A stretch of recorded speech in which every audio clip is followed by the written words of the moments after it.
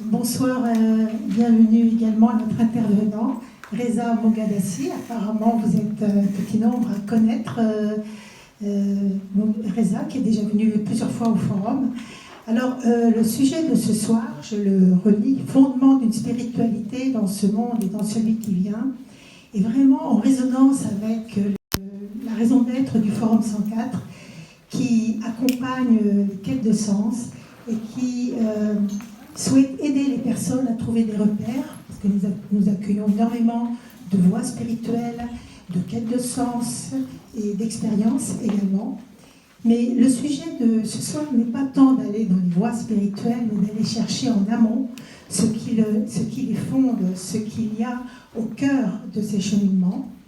Et il s'adresse donc vraiment à un public très large, soit déjà dans une appartenance spirituelle, soit dans un cheminement personnel. Et nous sommes donc des chercheurs de sens, de vérité, de sagesse. Mais qu'est-ce qui nous met en mouvement? Quel est cet appel qui est au fond de nous et qui ne nous lâche pas, même lorsque nous sommes aux prises avec les lourdeurs, avec les conditionnements de la vie? Il y a en même temps une inspiration à quelque chose qui nous dépasse. Donc, c'est toutes ces questions que Reza Moghadassi a explorées dans ce magnifique petit livre que je vous conseille. Et si vous avez des personnes que vous aimez, qui sont aussi dans des questionnements, dans des quêtes d'approfondissement de vie, c'est vraiment le cadeau à faire. Donc, un tout petit livre à 3,50 € pour mettre dans la poche quand on est dans le métro, et puis l'autre un petit peu plus gros. C'est un livre absolument lumineux, qui nous rejoint dans notre quête, qui dit les mots qu'on n'a pas su peut-être dire, faire émerger.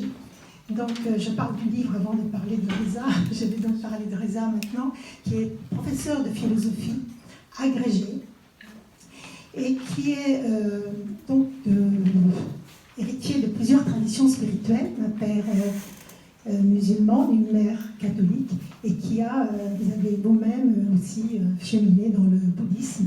Donc voici un fondement pour puiser à des sources de sagesse.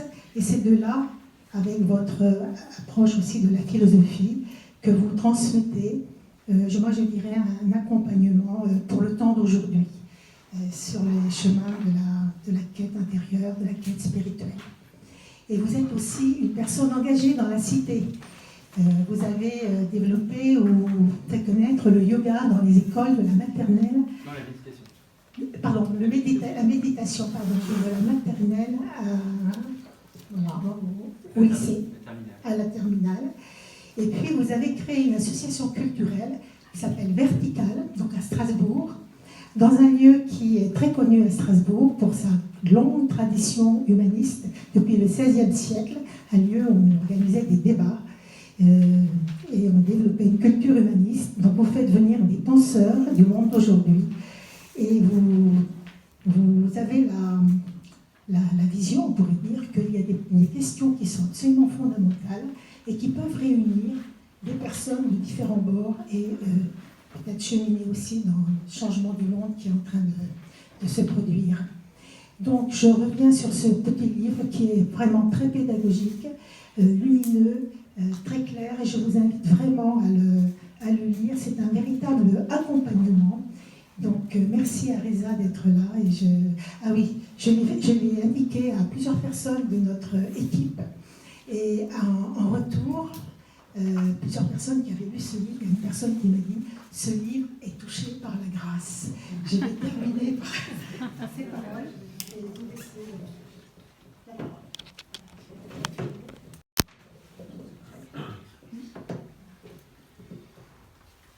Merci à vous, merci de votre présence.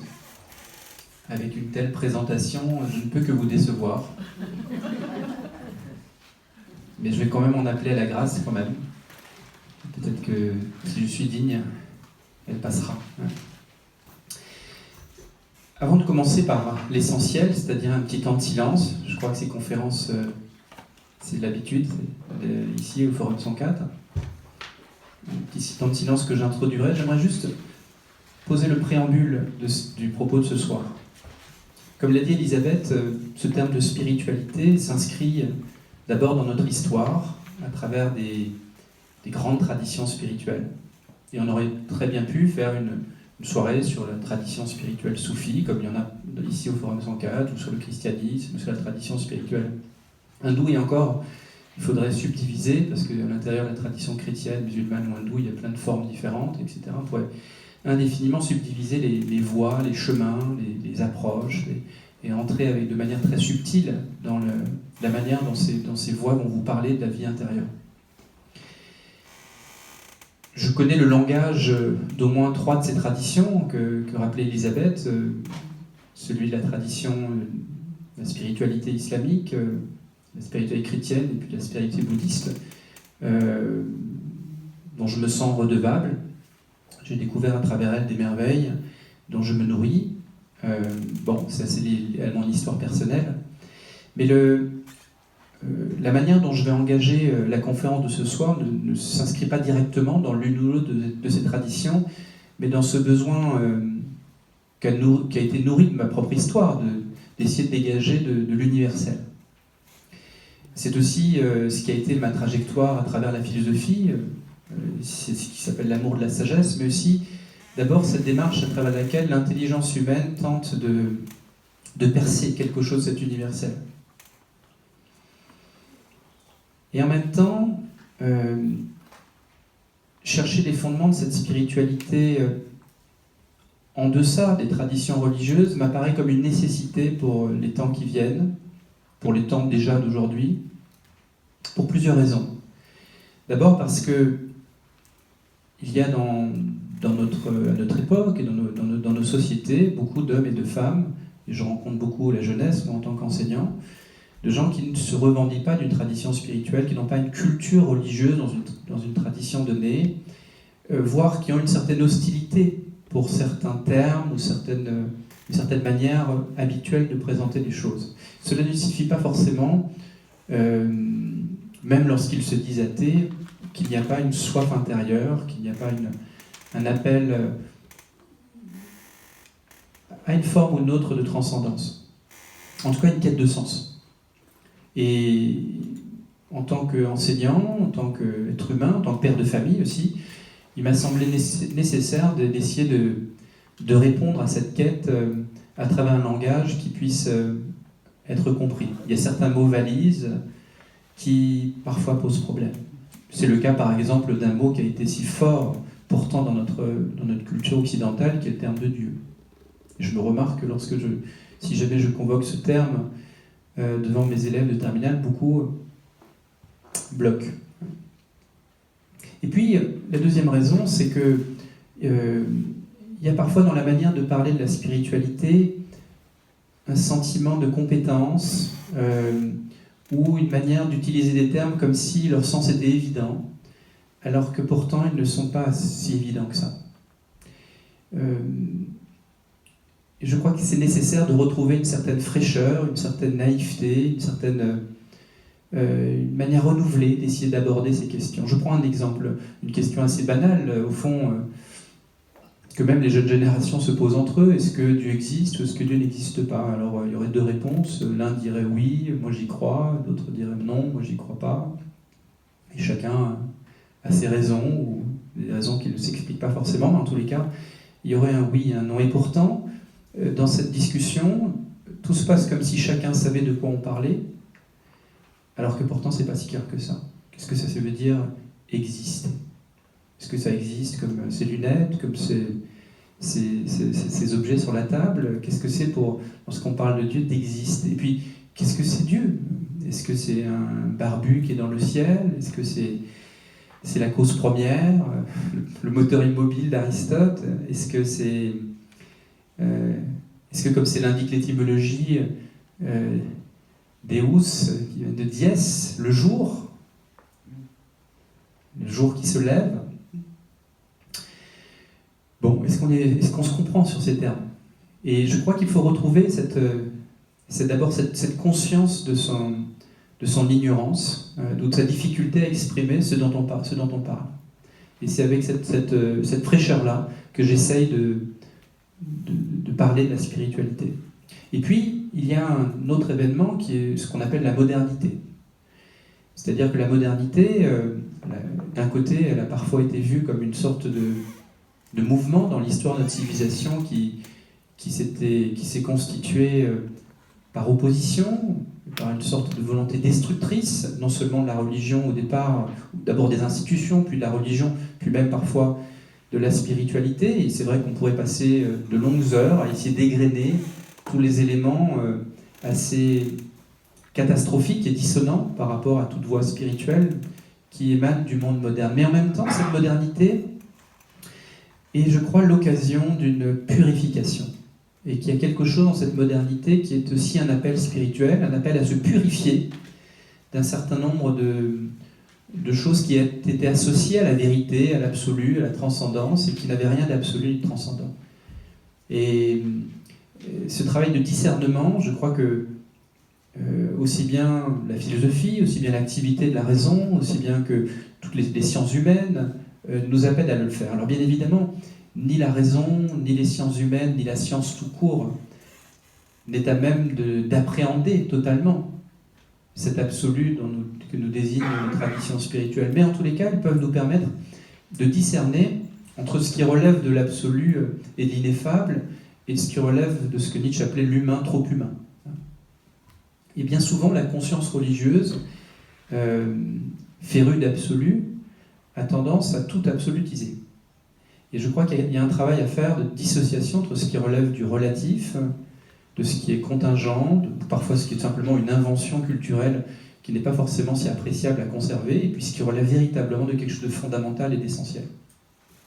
Et donc, cette raison parfois insolente, cette raison parfois un petit peu prudente, se donne le droit de suspendre son jugement, ou même de ne pas être totalement fidèle à la tradition, mais parce que c'est l'exigence de vérité qui l'habite aussi. Et donc, dans le propos de ce soir, ce qui va m'intéresser, c'est davantage de partir de ce qu'est l'expérience de la condition humaine, pour essayer de pointer du doigt vers ce qu'on peut appeler le spirituel, la spiritualité, et puis d'essayer de regarder non pas ce à quoi les uns ou les autres croient, mais ce à quoi doit conduire ce à quoi ils croient. On peut avoir des croyances qui peuvent être variées, mais ce qui est important parfois, c'est de se rejoindre sur les conséquences de cette croyance. Qu'est-ce que j'attends de cette conviction, de cette croyance? Et je crois que là, il y a quelque chose qui peut nous rejoindre au cœur même d'une expérience. En même temps, c'est une conférence que je donne ce soir, à travers des mots, des discours, des théories. Et bien évidemment, cet universel, je ne crois pas que totalement on puisse l'atteindre avec des mots et des discours. Il y a quelque chose qui se rejoint au niveau de l'expérience. Le philosophe Bergson avait cette formule, il est plus facile de faire s'entendre les mystiques des différentes traditions que les gardiens de l'orthodoxie. Je crois qu'il y a quelque chose de profondément vrai dans cette phrase, parce que précisément ce qui peut rejoindre les êtres humains, c'est d'abord l'expérience. Les chrétiens n'ont pas la propriété de l'amour inconditionnel, les bouddhistes n'ont pas l'exclusivité de la compassion. Dès qu'on est dans l'expérience de ce que les bouddhistes appellent la claire lumière, dès qu'on est dans l'expérience de l'amour inconditionnel, si c'est bien une expérience que l'homme peut faire, il n'y a pas la barrière des langues ou la barrière des cultures qui devrait l'en empêcher. Donc c'est ce pari-là qu'on va essayer d'adopter ce soir, en tout cas dans ma démarche. Mais avant de commencer, je vous propose un petit temps d'arrêt, comme le musicien se tait, arrête de discuter avec son voisin, pour essayer de trouver un espace, une disponibilité, une qualité d'attention, une qualité de présence à ce qui va suivre, d'essayer de rencontrer ce qui en nous est intelligent, d'essayer de desserrer les points qui sont dans la tête, d'essayer de dilater le cœur, d'écouter non seulement avec la tête, mais aussi avec le cœur. Et donc ce temps de silence, cette virginité du cœur et de l'intelligence, et d'abord cet espace nécessaire pour écouter, et pour moi, pour essayer d'accueillir une parole. Donc je vous propose une petite 30 secondes, 40 secondes. Merci.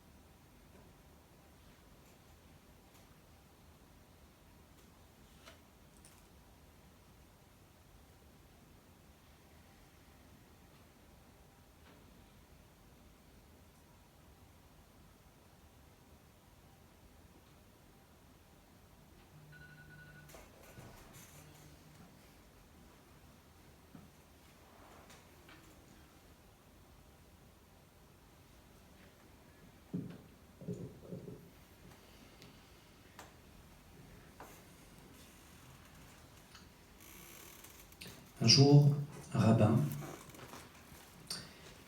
convoque ses étudiants, ses disciples, et leur demande quand est-ce que nous savons que la nuit est terminée et que le jour s'est levé. Le premier disciple dit lorsque nous sommes capables de faire la différence entre un pommier et un cerisier, alors on peut dire que le jour s'est levé. Le maître dit non. Un autre élève dit lorsqu'on est capable de faire la différence entre le loup et le chien, alors le jour s'est levé. Là encore, le rabbin dit non. D'autres élèves s'essayent à donner des réponses, et finalement, à chaque fois, c'est la même conséquence. Le rabbin dit non, c'est pas ça. Alors les élèves se tournent vers le maître et disent mais alors, c'est quoi la bonne réponse? Et là, le rabbin dit lorsque tu es capable de reconnaître en tout homme, en toute femme, ton frère ou ta sœur, alors le jour s'est levé.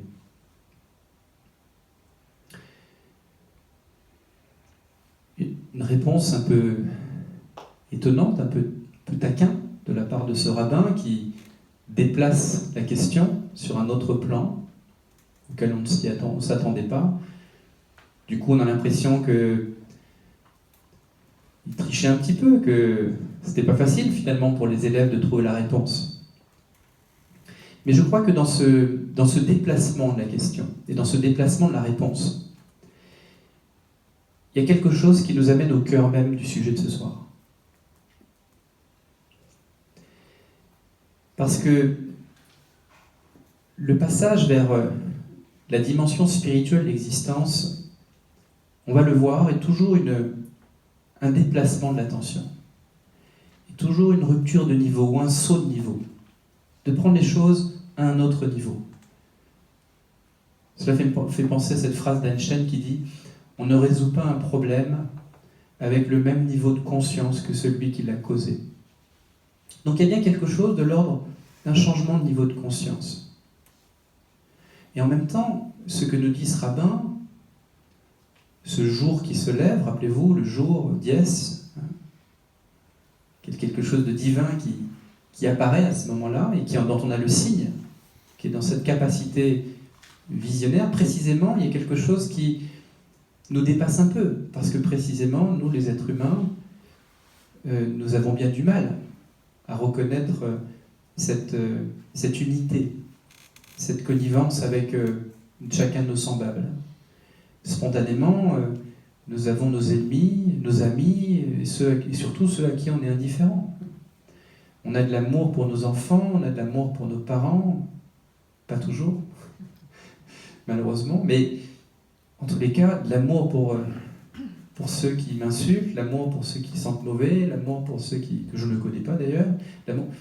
Qu'est-ce que ça peut être, cette reconnaissance d'une fraternité? Il y a quelque chose Donc il y a quelque chose qui est convoqué également, qui relève de l'invisible. Avec mon frère et ma sœur, je vois la proximité, j'ai plus de mal avec celui qui ne me ressemble pas, qui ne vient pas de la même famille. Mais cet invisible, c'est pas l'invisible auquel on a l'habitude, c'est pas ce qui est trop près pour être vu, ou ce qui est trop loin pour être vu, ou ce qui est derrière un mur et que je ne peux pas voir. C'est ni trop près, ni trop loin, ni derrière un mur. Et la dimension spirituelle de l'existence pointe du doigt vers cet invisible, qui n'est pas un invisible physique, mais un invisible métaphysique. Quelque chose qui dépasse l'ordre du perceptible immédiatement. Et on voit bien que ce à quoi nous invite ce rabbin, c'est à passer de la vue à la vision. Alors bien évidemment, lorsqu'on fait référence à cet invisible au-delà de l'expérience sensible, on pourrait se dire, mais est-ce qu'il n'y a pas fabulation? Est-ce que les hommes ne s'imaginent pas toujours un ailleurs? Nietzsche refusait tout arrière-monde. Mais précisément, ce que nous allons essayer de comprendre, c'est que cet invisible n'est pas un arrière-monde, c'est pas une autre réalité. C'est bien la réalité. Et ce qu'on appelle le visible, c'est une apparition. de cet invisible. Que cet invisible, nous qui ne sommes pas des mystiques, enfin peut-être qu'il y en a dans la salle, j'en suis pas, eh bien cet invisible, nous en faisons déjà l'expérience à un certain degré.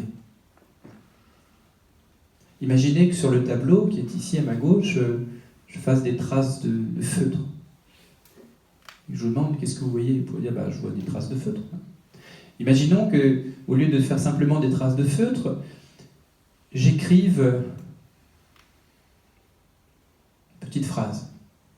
Celle-là, par exemple. Au bout de la nuit, il n'y a pas la nuit, mais l'aurore. À ce moment-là, si je vous demande qu'est-ce que vous voyez, soit vous pouvez répondre « je vois des traces de stylo sur la feuille », soit vous dites « je vois une phrase qui a du sens ». Là, il y a une rupture de niveau. Vous n'êtes plus simplement au niveau de l'expérience physique, on pourrait même faire des analyses chimiques, de voir quelle est la composition du feu, etc. Il y a quelque chose qui transcende l'univers du sensible, qui est la question du sens. Déjà, il y a déjà l'expérience de l'invisible au cœur du visible. La nuit, quand vous rêvez, vous voyez toutes sortes de choses et pourtant vos yeux sont fermés. Quand vous pensez, quand vous avez des sentiments, vous faites déjà l'expérience de quelque chose qui est d'un autre ordre. Et même lorsqu'on analyse nos hormones, toutes les molécules chimiques, les transmissions nerveuses dans le cerveau, il y a quelque chose qui n'est pas totalement appréhendé dans ce qui relève du psychique. Alors, cette rencontre avec l'invisible, je dirais qu'il y a 3 directions à travers lesquelles nous avons à le rencontrer, 3 questions aussi qui sont abyssales. Et après des siècles de philosophie, des siècles de science, je crois qu'elles restent toujours aussi abyssales. Ces 3 questions, c'est qui suis-je? C'est qu'est-ce que la réalité? Et puis qu'est-ce que l'origine? Alors nous allons prendre chacun de ces points, nous allons essayer de voir si, au-delà des croyances, des convictions, des dogmes, il y a quelque chose dans notre expérience qui nous invite à faire ce saut, à déplacer le regard. Alors pour la question qui suis-je, bien évidemment, nous avons tous ce qu'on appelle une carte d'identité. Nous avons tous une histoire singulière et personnelle dont on pourrait parler. Nous pouvons parler un peu de nous-mêmes, de ce que nous sommes devenus à travers le temps, avec nos blessures, avec nos joies. Nous ne contrôlons pas totalement ce qui va nous arriver dans les semaines, dans les mois qui viennent, et qui vont également avoir leur impact sur l'image que nous faisons de nous-mêmes. Et en même temps, cela vous est peut-être déjà arrivé de passer devant le miroir, de reconnaître bien évidemment le visage qui est le vôtre, et en même temps d'avoir un sentiment d'étrangeté. Pas parce que vous êtes devenu schizophrène, mais parce que vous sentez qu'il y a quelque chose qui demande à être interrogé. Oui, je suis Reza Moghadassi, oui, je suis cet homme, cette femme, avec ces... Mais qui est celui qui dit « je » ? Qui est ce « je suis » qui a souffert, qui a ressenti de la joie, qui a vécu et qui surmontait tel ou tel obstacle ? Et puis, lorsque vous commencez à entrer dans une démarche d'introspection, vous commencez à observer l'être que vous êtes, avec vos obsessions, les pensées qui vous traversent, les émotions qui vous dominent, en tous les cas qui sont bien présentes et variables. On dira à ce moment-là que je me regarde, je regarde moi. Mais qui est je ? C'est pas étonnant que cette formule inscrite sur le fronton du temple de Delphes, connais-toi toi-même et tu connaîtras l'univers et les dieux, ait eu tant d'emprise sur toute l'Antiquité. Et je dirais que sa force nous traverse encore nos siècles, parce qu'il y a quelque chose qui demeure toujours aussi mystérieux dans ce qui suis-je. Bien évidemment que tout ce que je peux dire sur moi, c'est une partie de moi. y compris les personnages que je peux jouer. Il y a bien quelque chose de moi qui passe à travers ces personnages. Et en même temps, il y a quelque chose en moi qui transcende ce que je suis devenu. Je ne suis pas seulement celui que je suis devenu. Je ne suis pas seulement ce qui se manifeste en ce moment. Je ne suis pas seulement cet être auquel je me suis identifié, et parfois un petit peu de manière étriquée, enfermé. Il y a en moi quelque chose de plus vaste, d'autres potentialités qui ne se sont pas manifestées, et d'ailleurs qui ne se manifesteront pour certains pas, en tout cas pas dans cette vie, pas dans cet espace-temps, parce que les conditions ne sont pas réunies. En tout cas, il y a d'autres possibles. Mais ce que j'appelle mon identité, qui est bien souvent une identification qui n'a rien de condamnable, mais c'est simplement de reconnaître la différence entre une image de soi, ce mode de manifestation de soi-même, et puis ce qui, en nous, ne se réduit pas à cette manifestation. Regardez d'ailleurs, c'est la base de ce qu'on appelle le respect. Respecter quelqu'un, ça veut dire quoi? Respectare. Voir à travers. Comment est-ce qu'on peut respecter celui qui fait du mal à des enfants? Comment est-ce qu'on peut respecter? Précisément, il ne s'agit pas de confondre l'admiration ou le dégoût qu'on peut avoir devant les actes de quelqu'un et le respect. C'est ce que les anciens appelaient la distinction entre le péché et le pécheur. Il ne faut pas confondre les deux. C'est ce que dans le droit, on appelle la distinction entre l'acte et la personne. Il y a quelque chose dans la personne qui ne se réduit pas au mal que cette personne a fait. C'est pour ça que le respect est inconditionnel. Et en même temps, cette demande, elle est identique à celle du rabbin. J'ai bien du mal à respecter celui qui a fait des choses atroces. J'arrive pas. J'arrive pas parce que je ne vois pas. Je ne vois pas ce qu'il y a de respectable en lui. Je n'arrive pas à voir à travers. Alors bien évidemment, j'ai été éduqué, je vais respecter le droit, je vais pas me venger, etc. Mais ça me coûte. Mais c'est intéressant de voir que rien que dans cette idée du respect, qui est ce qu'on appelle le minimum qu'on attend dans la relation à l'autre, quand vous allez dans un magasin, vous ne demandez pas forcément à la vendeuse de vous aimer, mais au minimum de vous respecter, même si elle ne vous connaît pas. C'est pour ça que le respect, ce n'est pas une question de mérite. Sinon, sinon, vous pourriez vous dire que les gens n'auraient pas à vous respecter tant qu'ils ne vous connaissent pas. Et donc, vous voyez bien que dans cet appel au respect comme un minimum attendu de la part de l'autre, il y a déjà une manière de convoquer un invisible, quelque chose qui est invisible pour celui qui ne voit pas encore, mais qui devrait voir. C'est très beau d'ailleurs en français, l'expression « ça crève les yeux ». C'est pas du tout pareil que ça saute aux yeux. Ce qui saute aux yeux, on le voit tout de suite, là, les lunettes me sautent aux yeux. Ça crève les yeux, c'est ce qu'on devrait voir, mais que pourtant on ne voit pas. Et la vérité, elle crève les yeux. Comme chez Oedipe. Tout était là devant lui, mais il ne voit pas. Donc cet être que je suis, j'en fais également l'expérience lorsque je vis de grandes émotions, la colère, la jalousie, la tristesse. À la fois, je peux être enlisé totalement dans ces émotions, être emporté par elles, être même dominé, être sous contrôle de ces émotions et perdre le contrôle, justement. Et à la fois, il y a la possibilité, et on le ressent parfois, qu'il y a quelque chose en nous de libre à l'égard de ce qu'on ressent. Au cœur de la colère, quelque chose en nous n'est pas pleinement en colère. Vous voyez cette petite voix qui me dit « Bon là, arrête, là tu vas trop loin. Non, fais pas ça. » Qu'est-ce que c'est que cette chose en nous qui, au cœur de la colère, n'est pas en colère?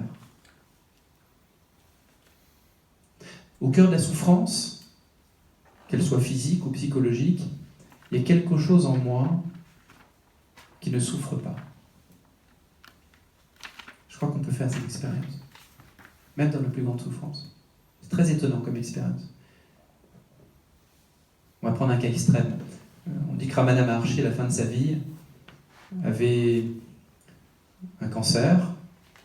Et ses médecins s'étonnaient parce qu'il ne prenait pas d'analgésique alors qu'il devrait normalement crier de douleur.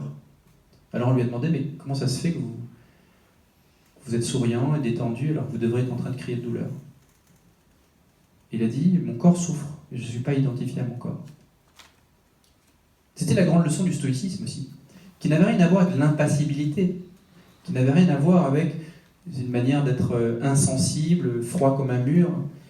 Non, c'était cette capacité qu'a l'esprit, à la conscience, de se dissocier, de se désidentifier de son corps. C'est quand même un peu bizarre, ça. Et pourtant, regardez, quand vous avez une piqûre de moustique qui vous gratte, lorsque tout d'un coup vous avez une discussion passionnante avec quelqu'un, vous n'y pensez plus à votre piqûre de moustique. Vous dites, oui, mais bon, une piqûre de moustique, c'est pas pareil qu'une rage de dents. Regardez l'hypnose. C'est bien une manière d'essayer de mobiliser des capacités de la conscience qui nous amène à nous dissocier de la souffrance physique. C'est donc bien qu'il y ait une ressource en nous qu'on ne soupçonne pas, beaucoup plus vaste que cette... Il y a quelque chose en nous que les anciens appelaient le pneuma. Enfin, les Grecs, le pneuma, par distinction avec la psyché, la dimension psychologique, psychique, puis le soma, la dimension physique. Les latins appelaient ça spiritus, par distinction avec animus et corpus. Et ce qui caractérise le pneuma, ce qui caractérise le spiritus, c'est que, contrairement aux deux autres aspects de l'être humain, la dimension physique et la dimension psychique, c'est une dimension qui est libre à l'égard de la causalité. Vous voyez, du point de vue du corps, il y a toutes sortes de causes qui agissent sur votre santé physique. Votre génétique, mais aussi ce que vous mangez, tout ce que vous fréquentez, votre environnement, etc. Du point de vue psychique aussi, ce que vous avez lu, les rencontres que vous avez faites, les idées qui vous passent par la tête, le conditionnement que vous avez pu avoir, qui font que vous êtes de telle époque, de telle culture, de telle opinion éventuellement.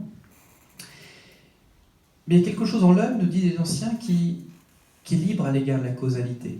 Quelque chose de non conditionné, qui est la véritable source de notre liberté. Et cette source de liberté, elle est intimement liée à cette puissance de la conscience. Une machine qui est consciente d'être une machine, disait Gurdjieff, n'est plus totalement une machine. Et l'homme est une machine, dit-il, appelée à devenir un homme. En effet, il y a quelque chose en nous qui est d'abord le fruit de ce conditionnement, de ces déterminations, mais en même temps en nous, nous disent les anciens, un espace de liberté. J'aime beaucoup cette phrase de Camus qui disait « Au cœur de l'hiver, un invincible été » en moi. Et donc, la quête de cette intériorité, la question « Qui suis-je ?», c'est pas tant d'essayer de chercher un passager clandestin en nous. C'est pas « Je suis Reza Moghadassi avec telle identité, puis je vais trouver quelqu'un d'autre ». C'est pas ça du tout. Donc il ne s'agit pas de trouver quelque chose ni quelqu'un en nous. C'est pour ça que l'expression « va te connaître toi-même » a quelque chose d'un peu problématique bien souvent. Là encore, on croit comprendre ce qu'on dit, mais alors, en réalité, parce qu'on ne va pas rencontrer une chose, on ne va pas rencontrer une nouvelle identité. On va d'abord rencontrer cette conscience libre à l'égard des identités, mais capable de se manifester à travers des identités, d'en assumer.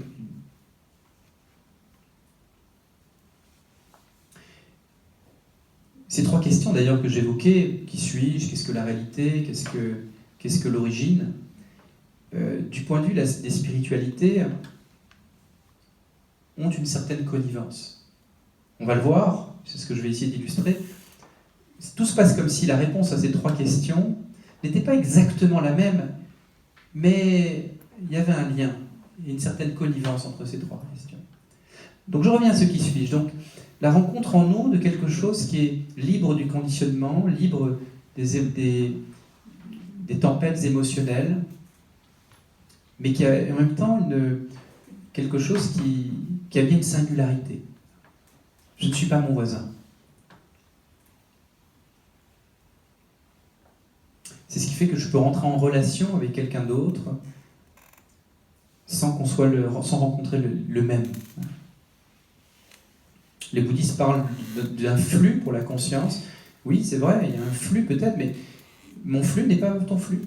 Ce n'est pas le même flux, il y a une singularité de nos êtres.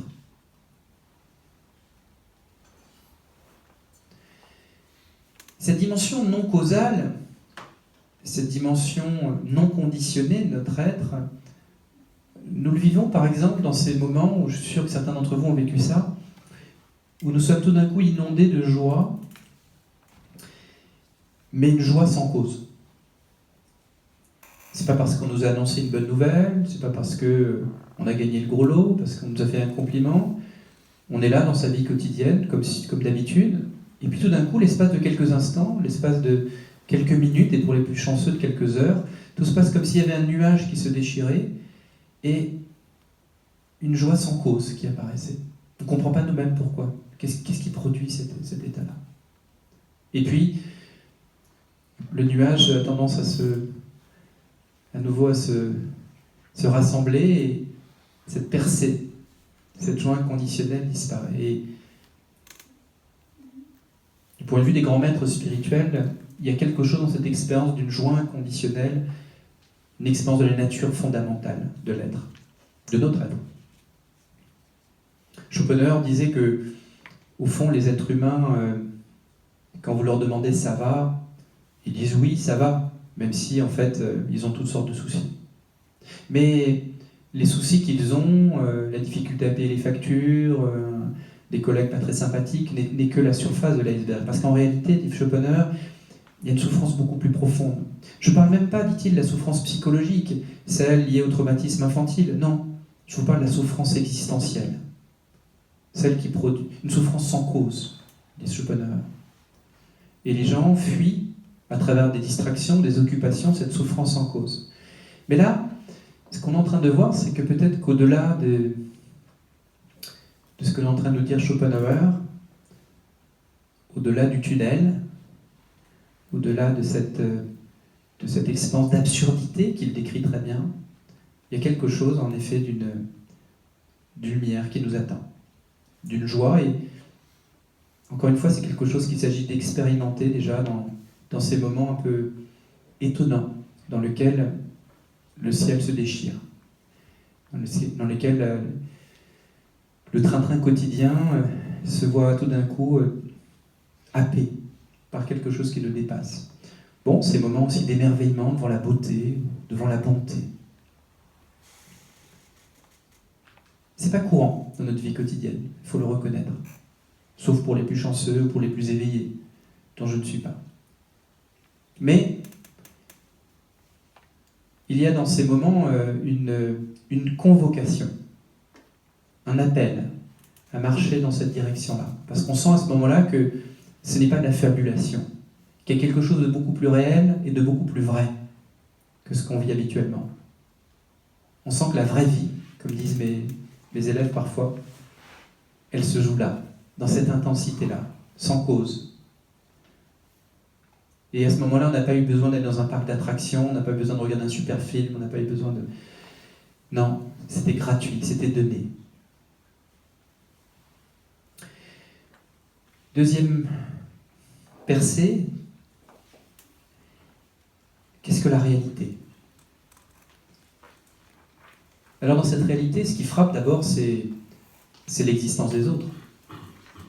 Et on voit bien que lorsqu'on regarde les autres, lorsqu'on parle des autres, d'un côté on voit des corps, plus ou moins marqués par la vie, plus ou moins jeunes, plus ou moins vieux, plus ou moins attirants. Et on est capable de décrire ce qu'on voit. On est capable de donner toutes sortes d'étiquettes sur ce qu'on voit. Mais on n'aura pas dit grand-chose. Parce qu'il y a quelque chose qui, dans la présence des êtres qui nous entourent, est au-delà des mots. Et c'est vrai que plus on connaît quelqu'un, moins on est capable d'en parler. Plus on rencontre quelque chose qui dépasse l'ordre du visible. Si on vous demandait, est-ce que ton père est beau? Est-ce que ta mère est belle? Est-ce que ta sœur est belle? Est-ce que ton... Soit vous êtes très gentil et vous dites oui, soit vous dites, écoutez, je ne sais pas, j'ai jamais regardé des choses comme ça. Oui, bien sûr. Mais c'est pas la même beauté dont vous parlez. Vous avez pas... Il y a quelque chose qui, même dans la question, est saugrenu. D'abord parce que vous avez rencontré la complexité de l'être, et puis aussi il y a quelque chose qui, au-delà de cette complexité, relève de l'indicible. Le philosophe Lévinas a une très belle image. Il évoque un couple, une jeune fille, un jeune homme qui croise un autre garçon, et Ils discutent un petit peu, et puis ensuite le couple quitte le jeune homme, et puis la fille dit à son petit ami, tu as vu, il avait des beaux yeux bleus. Et là, le garçon est très jaloux. Quoi? Mais pourquoi tu regardes la couleur de ses yeux, etc. Et là, Lévinas commente, il dit, mais précisément, quand on est capable de décrire la personne, c'est qu'on ne la regarde pas en sa présence. Alors c'est peut-être plus vrai pour les hommes que pour les femmes. J'ai remarqué que cette capacité à voir dans le détail des choses n'interdit pas, en tout cas pour mon épouse, en même temps de voir au-delà. Mais en tout cas pour ma part, lorsque je fais attention vraiment à la présence de la personne, je ne suis pas capable de dire qu'est-ce qu'elle a porté comme vêtement, ou même quelle était la couleur de ses yeux. Et d'ailleurs, en français, c'est l'expression dévisager quelqu'un, c'est précisément le scruter. Imaginons qu'au lieu de vous écouter, quand vous me parlez, je regarde tel ou tel bouton sur le visage, etc. Donc à ce moment-là, vous voyez, je deviens aveugle à la puissance de votre présence. Et donc, cette rupture de niveau, ce passage de la vue à la vision, c'est d'abord de passer de la totalité de ce que je peux voir, l'expression de Lévinas, à cet infini qui déchire le sensible, à cet infini au cœur du fini. À la fois, la personne qui est en face de moi occupe un certain espace dans l'univers, comme cette chaise, mais en même temps je sens bien qu'il y a quelque chose qui ne se réduit pas à l'espace qu'il occupe. De la même manière que Saint-Exupéry pouvait dire, lorsqu'on dit d'une cathédrale que c'est un amas de cailloux, ou un assemblage de pierres, on n'a rien dit de la cathédrale. Et d'une personne humaine, il y a quelque chose qui est au-delà des mots. Et qui n'est pas simplement une affaire intellectuelle, c'est d'abord une expérience existentielle et charnelle, qui est troublante.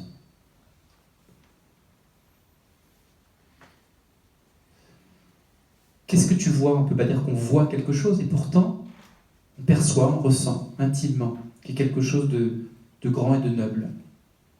Vous voyez, c'est toute la différence entre, imaginez, vous voyez un sac dans un couloir, et vous voyez une banane qui dépasse. Et puis vous voyez, à l'inverse, un sac dans un couloir, et puis un bras qui dépasse. Là, il y a un choc. Pourquoi? Parce que vous sentez que c'est un autre plan. Il y a quelque chose qui est dans cette présence. Ce que le philosophe Heidegger appelait la dévastation technique, c'est pas tant le désastre écologique qui est une des conséquences. C'est d'abord la manière dont un regard objectivant, un regard utilitaire, un regard technique, un regard scientifique, nous amène à rencontrer le réel uniquement dans sa dimension d'apparence, dans sa dimension matérielle, dans sa dimension de totalité, mais pas dans sa dimension d'infini. Et ce à quoi nous sommes appelés, c'est l'inverse, à passer d'un rapport utilitaire à un rapport d'expérience de la présence, passer d'un rapport de consommation à un rapport de communion.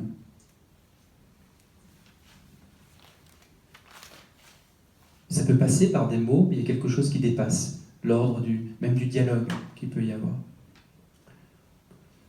Et puis au-delà des personnes que nous rencontrons, dans la réalité, il y a les animaux, il y a les arbres, il y a les fleurs. Et là aussi, si on aiguise un petit peu sa sensibilité, si on commence un petit peu à arrêter de circuler pour s'arrêter et contempler, on sent que là aussi, il y a une présence. Ce n'est pas une présence humaine, mais il y a une présence de l'oiseau, une présence de l'animal, quelque chose qui ne se réduit pas à n'être qu'un simple assemblage, une étendue dans l'espace. Quelque chose qui impose de notre être aussi, d'une certaine manière, de prendre soin du vivant, de ce qui est animé, autant qu'on le peut, avec toute la complexité d'une vie humaine qui doit faire des compromis. L'arbre, la fleur, et puis au-delà de la fleur, même le règne minéral, la présence d'une montagne, Je crois que l'un des drames de ces derniers siècles, ça a été de tellement chosifier le monde pour des besoins louables de compréhension des mécanismes de l'univers, etc., qu'on a fini par développer une représentation de l'univers, une représentation de la réalité uniquement sous son angle matériel, et de considérer finalement la conscience comme un phénomène assez isolé. Alors ces choses sont, je n'en doute pas, bouleversées au XXe siècle avec la physique quantique, dont nous avons un éminent spécialiste ici ce soir, en la personne de Jean Stone. Ça demanderait une conférence à part entière, je ne m'y risquerai pas, mais en tous les cas, ce que je retiens, c'est que après ce projet matérialiste et mécaniste qui a connu un premier revers, je dirais, avec Newton, l'idée d'une force à distance, puis ensuite avec Maxwell, avec l'électromagnétisme, et puis ensuite avec la physique quantique, on sent que finalement le fond de l'être de la réalité, y compris la réalité minérale, n'est pas seulement matière, mais aussi énergie. Et que le fond de l'être n'est peut-être pas seulement énergie, mais aussi conscience. Et que ce qu'on appelle la conscience n'est pas simplement une petite chose isolée chez quelques êtres humains, et puis peut-être quelques extraterrestres à l'autre bout de l'univers, mais peut-être qu'il y a quelque chose qui relève du fond de l'être. Et là encore, c'est intéressant, comme pour la question qui suis-je, tout se passe comme si cette percée au-delà de l'expérience sensible et du visible nous amenait à un au-delà de l'espace et du temps. Tout à l'heure, je faisais référence à Ramana Maharshi, on lui disait, mais quand vous allez mourir, où est-ce que vous allez aller? Réponse, là où je suis depuis toujours. Tout se passe comme s'il y a quelque chose qui, dans l'être, dans notre être, comme dans la réalité, transcendait l'espace et le temps.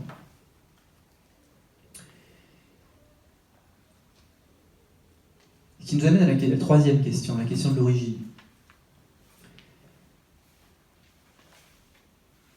On sait que si on prend la chose sous l'angle de la question du temps, l'origine du temps ne peut pas être dans le temps. Sinon, ce ne serait pas l'origine. L'origine, au fond, est assez étonnant et presque un impensable. Il y a quelque chose qui, dans le réel, nous amène à convoquer un au-delà du réel. Quelque chose qui transcende ce réel sans lequel on ne peut pas le comprendre et l'expliquer. En tout cas, son apparition. D'où vient le mouvement? D'où vient ce qui est?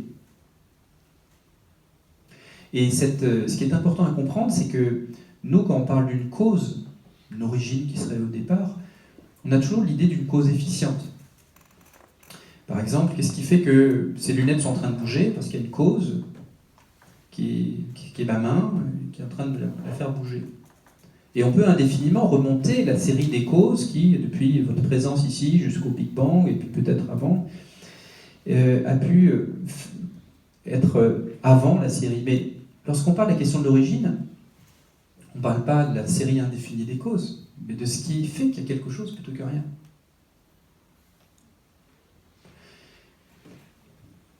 Ce passage dans la Bible, assez étonnant, où Moïse demande à Dieu, mais comment dois-je t'appeler? Réponse, et c'est comme ça que c'est traduit souvent, je suis celui qui est. Et ce qui est très intéressant ici, c'est que beaucoup de commentateurs ont dit, mais attention, je suis celui qui est, ça ne veut pas dire je suis celui qui existe, au sens de l'ensemble des choses qui existent, puisque tout ce qui existe dans ce monde, dans l'espace-temps que nous vivons, a un début et une fin. Je n'ai pas toujours existé, je n'existerai pas toujours, cette table n'a pas toujours existé, elle n'existera pas toujours. Tout ce qui est dans l'espace et dans le temps a un début et une fin, même notre univers. On voit ici que ce qui est convoqué à ce moment-là, ce n'est pas simplement le être ou ne pas être, mais il y a différents niveaux d'être. Et que ici, je suis celui qui est, cette référence à cette origine, à cette source de l'être, à cette source de la réalité, à cette source de mon être, c'est la référence à quelque chose qui n'est pas une cause première efficiente, mais qui est la source. C'est-à-dire, il y a quelque chose qui n'existe pas, mais qui est la source de tout ce qui existe. qui est la condition de possibilité de l'existence de toute chose, de toute série causale. Alors, il y a quelque chose qui relève aussi de la métaphysique, peut-être. On va essayer de recoller notre expérience, mais ce qu'il faut bien comprendre, c'est que cette origine, c'est peut-être pas un trou noir, mais c'est en tous les cas un trou de mémoire. Je ne sais pas ce que c'est que cette origine.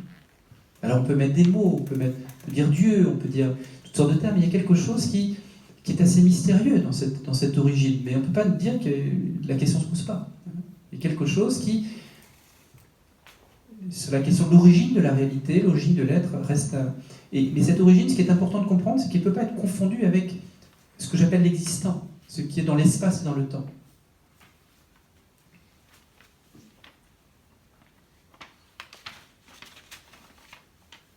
Alors ici, on peut partir de l'expérience pour s'y orienter et donner un petit peu de texture à cette origine.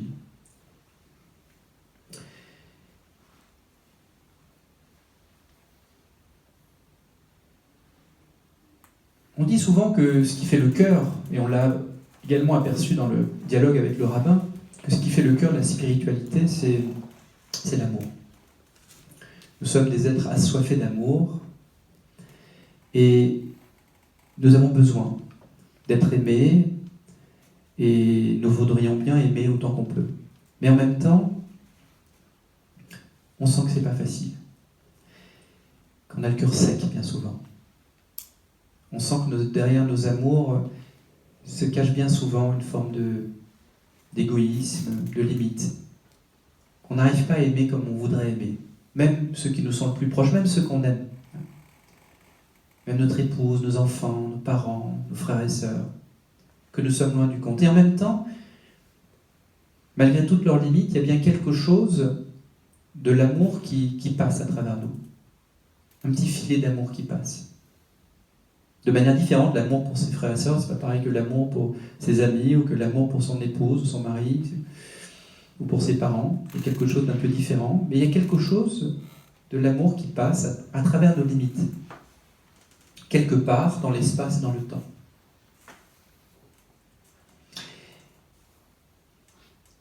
Et l'amour que je donne moi, c'est pas pareil que l'amour que tu donnes toi. Il y a une singularité à travers laquelle se manifeste cet amour, parce que c'est lié à la singularité même de nos êtres. Et le changement de niveau, la rupture de ce saut dont on parlait tout à l'heure, c'est d'essayer de se demander si derrière ces amours limités, il n'y a pas une même source. Est-ce qu'il n'y a pas quelque chose qui serait la source de l'amour ? Un amour inconditionnel, un amour universel, qui serait au-delà de l'espace et du temps, mais qui se manifesterait à travers les formes limitées que nous sommes, à travers les vivants que nous sommes, à travers les limites qui sont les nôtres de manière imparfaite. Ce qui m'a toujours le plus frappé dans les expériences de ceux qui font des NDE, c'est précisément ce témoignage de la rencontre d'un amour inconditionnel à l'infini. C'est, paraît-il, aussi l'expérience certains mystiques. Mais ces gens-là qui ne sont pas des mystiques, eh bien, dans leur expérience, quelle que soit la manière dont on la qualifie, et quelles que soient les explications qu'on puisse donner, n'empêche qu'ils ont vécu quelque chose comme ça. Si on voulait faire un petit parallèle avec un film que vous connaissez peut-être, qui s'appelle Star Wars, vous avez souvent entendu cette expression, que la force soit avec toi. Ce qui m'a beaucoup intéressé dans cette idée, c'est qu'on retrouve cette intuition qu'on avait déjà chez Platon, qu'au-delà de la force qui est dans mes bras, la force du tracteur, la force de mon adversaire, la force... Il y a un principe unique de la force, ce que Platon appelait l'essence de la force. Ou ici, ce que j'appelais tout à l'heure, l'essence de l'amour, l'amour universel. Et cet amour universel n'est pas quelque part sur Terre, n'est pas quelque part dans l'espace et dans le temps, mais c'est ce qui cherche à se manifester à travers nous ou à travers d'autres, dans l'espace et dans le temps. Et le travail spirituel consiste à être ce miroir qui va être capable de refléter autant que l'on peut cet amour-là, de manifester autant que l'on peut. Et plus le miroir va être propre, plus il va pouvoir mieux refléter la lumière. En tous les cas, il y a quelque chose qui nous amène à nous élever de l'amour qu'on a à l'amour tout court, de l'amour qu'on reçoit de la part de ceux qui nous aiment, avec tout ce qu'il a de décevant.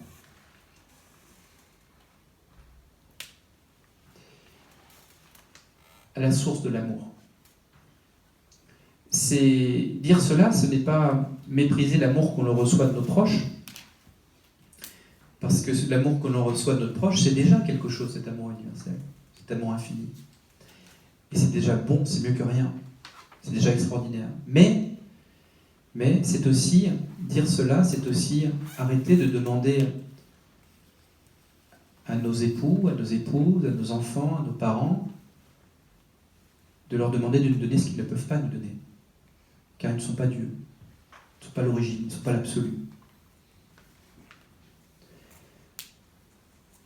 Donc, il y a quelque chose en nous qui nous appelle à s'élever au-delà, ce que Platon appelait s'élever aux essences, qu'on pourrait dire s'élever à la source, au principe. Et puis, cette source de la vie, cette source de l'amour, cette source de la force, ce sont des choses qui ne sont pas différentes. Eh bien, l'idée, c'est que ces réalités et bien d'autres sont différentes manifestations d'un unique et même principe. Alors Platon appelait ça le souverain bien, Plotin appelait ça l'un, certains appellent ça Dieu. Alors Platon n'était pas ne voulait pas appeler ça théos. Pourquoi ? Parce que précisément, dans la culture grecque, utiliser le terme théos, utiliser le terme Dieu, risquait de prêter à confusion, parce que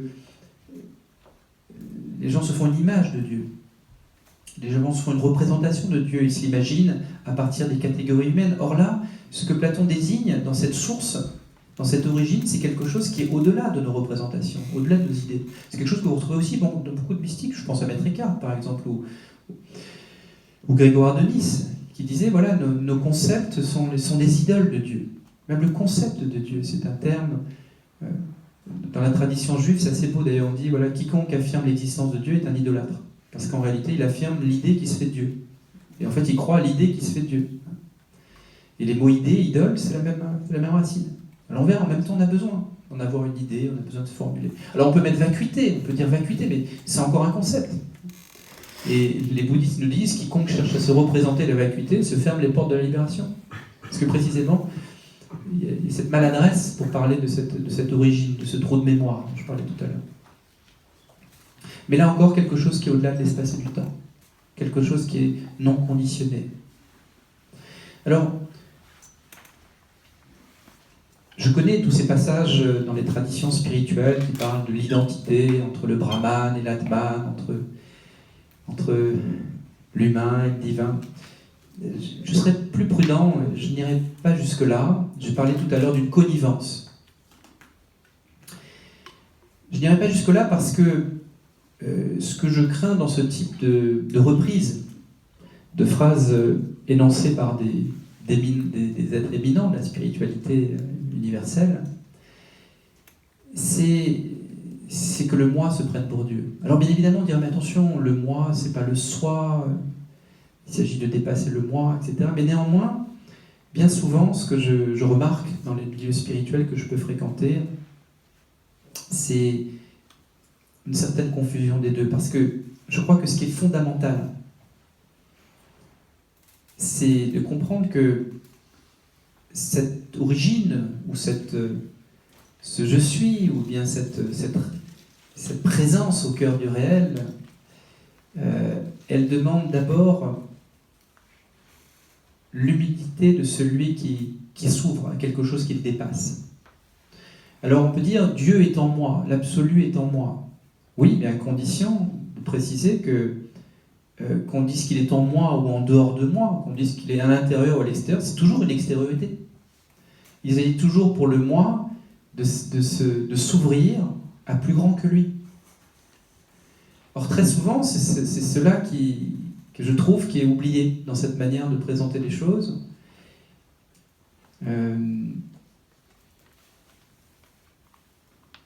Voilà pourquoi je reste un petit peu plus prudent dans l'usage de ce terme.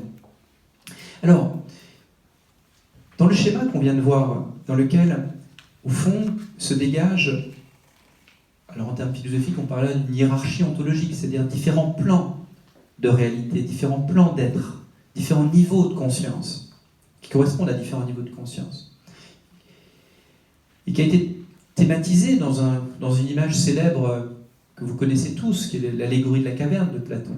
L'humanité dans l'obscurité, là encore, et puis l'appel vers la lumière, au-delà de ce qu'il prend pour la réalité, qui est la réalité sensible, de s'élever à quelque chose qui transcende cette réalité.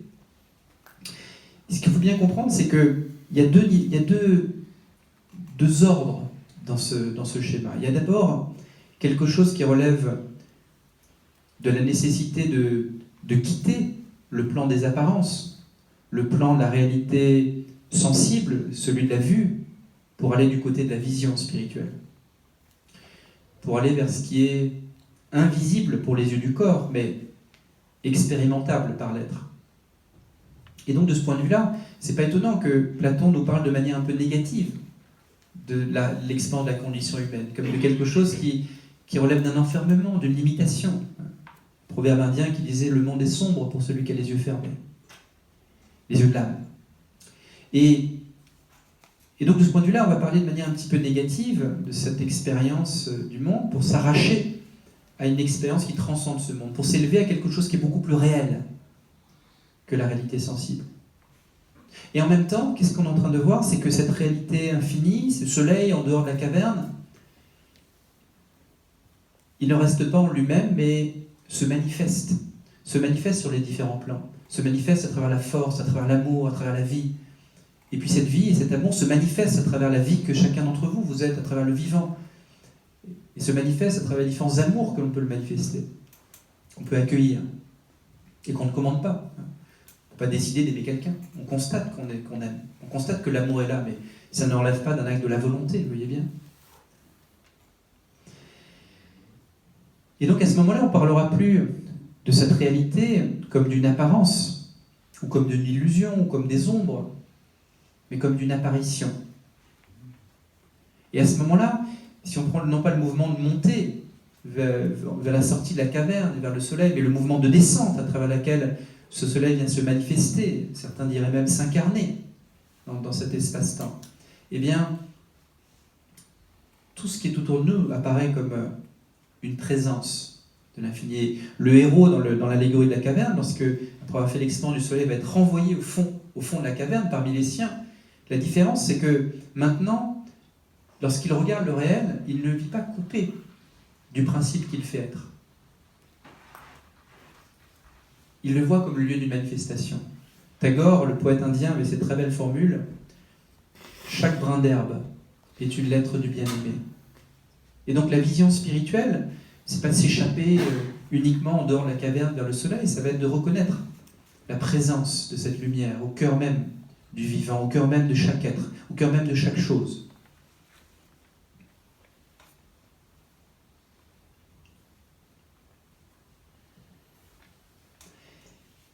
Autrement dit, 3 missions.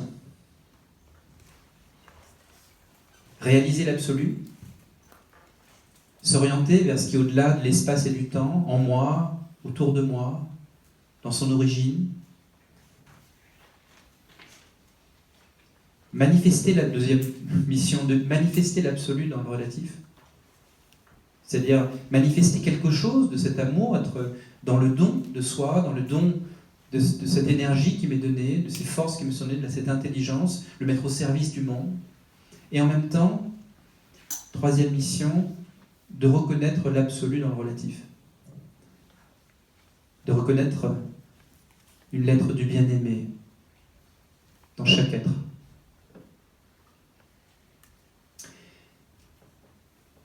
Une fois qu'on a compris ça, on comprend pourquoi, dans la manière dont se présentent à nous les différentes traditions spirituelles, il y a 3 grandes manières de parler de la voie spirituelle. Ces 3 voies, que je vais simplement esquisser, ça demanderait une conférence à part entière pour le développer. Je ne sais pas quelle heure il est, pas non plus. Il est 9h05 ? 5 minutes. Il reste 5 minutes avant quoi ? Avant la fin. Avant la fin. Eh bien, ces trois manières d'en parler, c'est à la fois une manière qui est celui de l'élévation, c'est-à-dire cette nécessité pour nous de nous arracher à la mécanique dans laquelle nous sommes souvent dans notre vie quotidienne.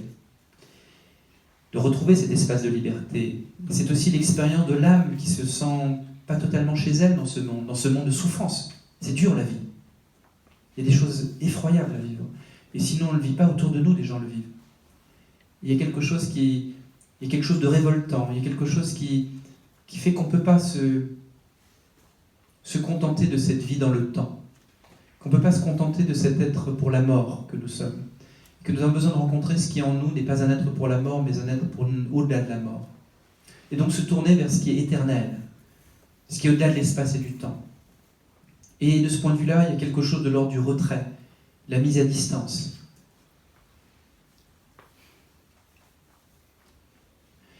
Deuxième manière de parler du chemin, c'est de dire non, cette vie, c'est pas simplement un exil, l'âme n'est pas en prison dans ce monde, cette vie est une occasion pour l'âme de faire un chemin, de réaliser quelque chose, de réaliser sa tâche, disait Gita Valache. Et donc à ce moment-là, les choses se présentent sur le mode plutôt de l'action. Qu'est-ce que j'apporte dans ce monde ? Comment agir dans la société, parmi les autres, parmi les miens, humblement, sans vouloir chercher à jouer les super-héros. Et ma vie doit être don aux autres. Et c'est ça qui me donne la joie. Avec tous les risques que ça peut prendre. Et donc à ce moment-là, les choses se déroulent dans le temps et dans l'histoire. Et modestement, chacun va jouer sa partition, chacun va jouer son rôle, va essayer de jouer sa part de colibri, comme disait Pierre Rabhi. Donc il ne s'agit pas de fuir la vie, il ne s'agit pas de fuir le monde, il ne s'agit pas d'aller vouloir aller ailleurs, mais d'essayer de s'ancrer ici, de s'incarner. Ça, c'est aussi le deuxième visage de la vie spirituelle. Et puis le troisième visage, c'est de dire, il n'y a pas à essayer de fuir, il n'y a pas à essayer de faire, il y a d'abord à contempler. Et que le cœur de la vie spirituelle se joue non pas directement en se tournant vers un ailleurs, transcendant, non pas en essayant de faire des œuvres dans le temps, mais à accueillir l'instant présent. La fameuse formule de Lao Tzu qui dit « ce qui n'est pas ici et maintenant n'est nulle part ailleurs » exprime assez bien cette voie-là. Alors, c'est la voie qui est la plus en vogue aujourd'hui. Elle a sa noblesse, accueillir l'instant présent, trouver cette écharpe d'éternité au cœur de l'instant, contempler et arrêter de sans cesse vouloir, de manière volontariste, changer les choses. C'est le troisième visage de la vie spirituelle. Mais bien évidemment, si vous prenez l'un de ces visages, et uniquement l'un de ces trois visages, l'élévation, l'incarnation ou la contemplation, il vous manque les deux choses. Toute spiritualité, à mon avis, qui fait l'économie des deux autres, passe à côté de quelque chose de fondamental. Parce qu'il faut tenir les trois en même temps. À la fois, il faut être des contemplatifs, être capable de reconnaître la manifestation de cet invisible, de cette présence majestueuse dans l'instant présent, dans la personne qui est en face de moi. À la fois, nous avons à œuvrer dans le temps et à agir dans ce monde du mieux qu'on peut, d'essayer de faire le bien. Et à la fois, nous avons à reconnaître que tout ne se joue pas dans ce temps, dans ce monde. Et que ce monde, avec tous ses affres, ses atrocités, sa violence, ce mal qu'on ne s'explique pas, eh bien, trouve sa résolution dans autre chose, dans quelque chose qui le dépasse et qui le transcende. Voilà trois visages à travers lesquels se manifeste la voie. Dans l'histoire, parfois, ces trois voies se sont opposées, et je crois qu'il faut les réconcilier. Sinon, on ne peut pas comprendre pleinement ce qu'est le chemin de notre vie. Alors, à certaines périodes de notre vie, c'est l'une ou l'autre de ces trois voies qui va prendre davantage la première part. C'est clair que quand on est dans la force de l'âge, qu'on est très actif, qu'on a la santé, etc., ben on a l'énergie pour pouvoir faire, pour pouvoir... Lorsque les forces déclinent, eh bien, d'autres modalités, d'autres visages de la spiritualité vont vont prendre le dessus. Lorsqu'on est au seuil de la mort, vous voyez, il y a quelque chose qui nous amène à avoir un peu plus un pied dans l'autre monde, dans ce qui est au-delà de l'espace et du temps. J'aime beaucoup cette définition du temps d'ailleurs de Platon. Le temps, dit Platon, est l'image mobile de l'éternité. Le temps est l'image mobile de l'éternité. Il y a quelque chose qui est au-delà de cette circulation temporelle. Et cette éternité, ce n'est pas un temps infini. C'est ce qui est au-delà du temps. C'est pour ça que c'est inconcevable pour nous. Ce n'est pas la sempiternité. C'est toute la différence, vous voyez, par exemple, la tradition chrétienne entre ce qu'on pourrait appeler la réincarnation, qui est que votre vie continue après cette vie dans d'autres formes de vie, et la résurrection, qui est le passage dans l'éternité, qui n'est plus un temps infini. Alors moi, pour ma part, je n'oppose pas les deux, je les distingue, je les différencie. Voilà.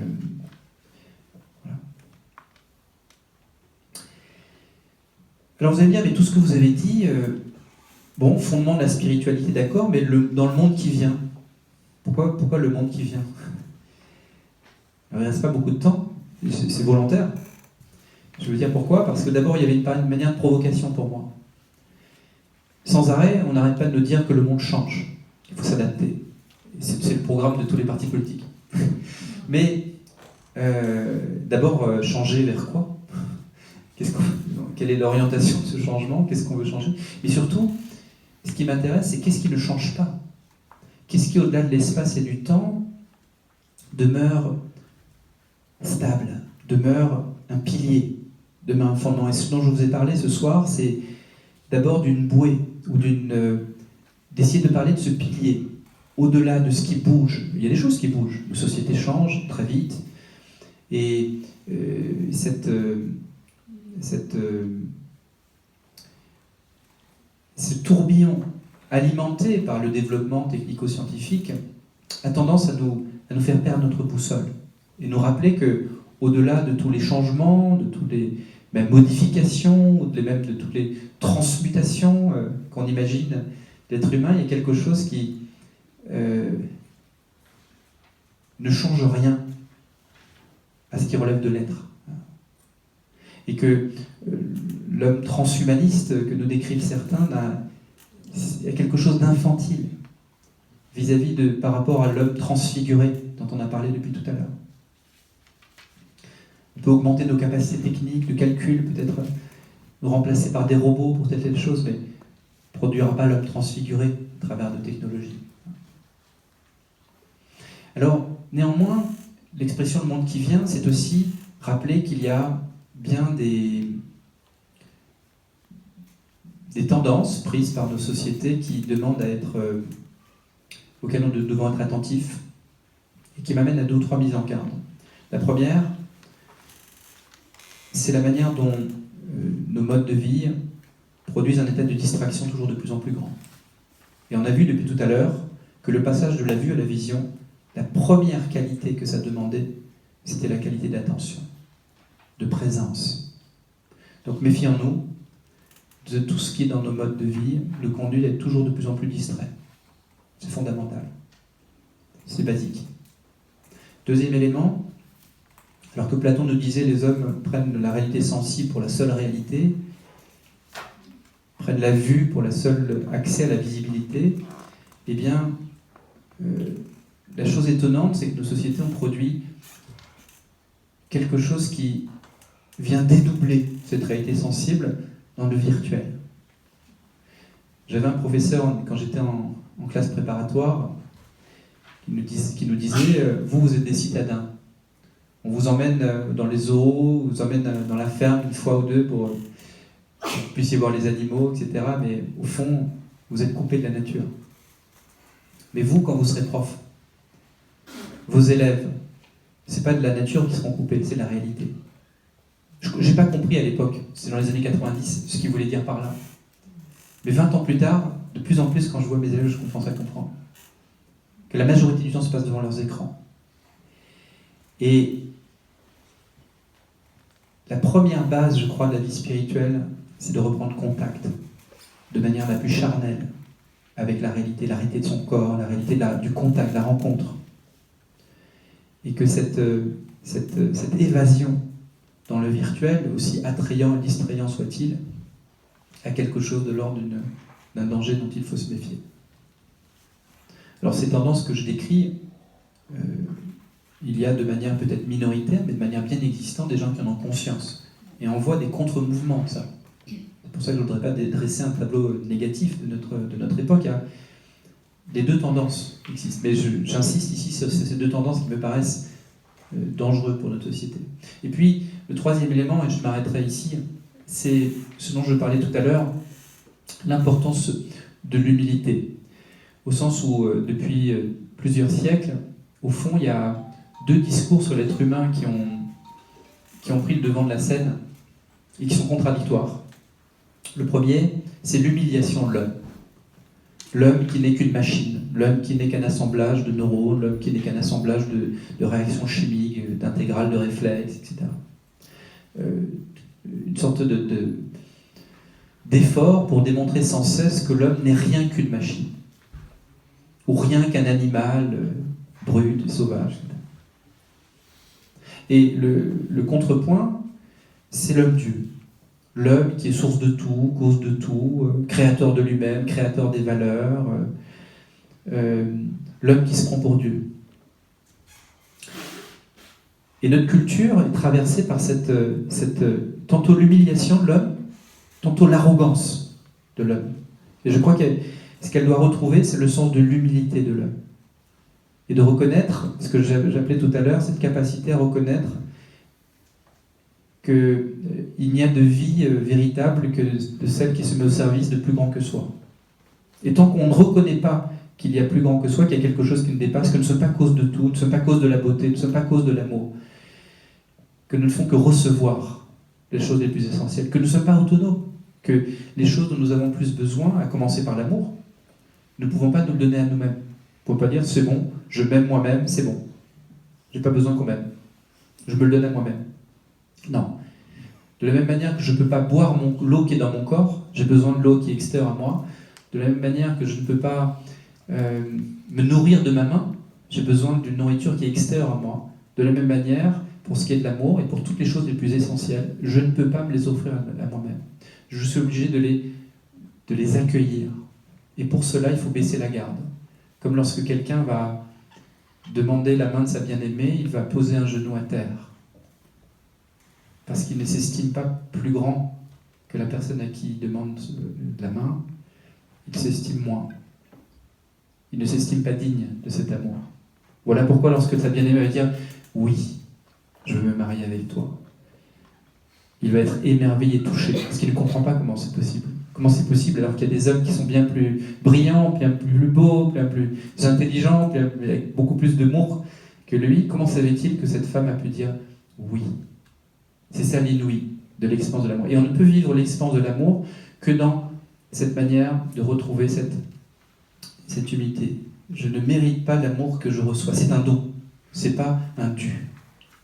Et si c'était un dû, alors si lorsque je vois en sortant du train le regard de ma bien-aimée qui me cherche et puis qui d'un coup ébloui me regarde toute contente de me voir, si c'était un dû, alors dans ce cas-là je me dirais c'est normal qu'elle réagisse comme ça, je suis tellement exceptionnel. Et à ce moment-là, je ne ferai pas l'expérience de l'amour. Ce serait un dû, ce serait normal, c'est normal. Précisément, faire l'expérience de l'amour, ça va être de faire l'expérience que je reçois quelque chose que je n'estime pas mériter.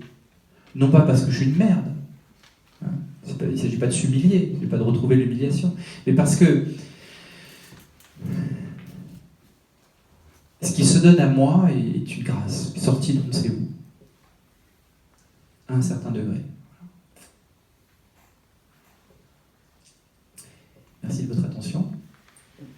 Alors, avant la séance de questions, je vous propose un petit temps de silence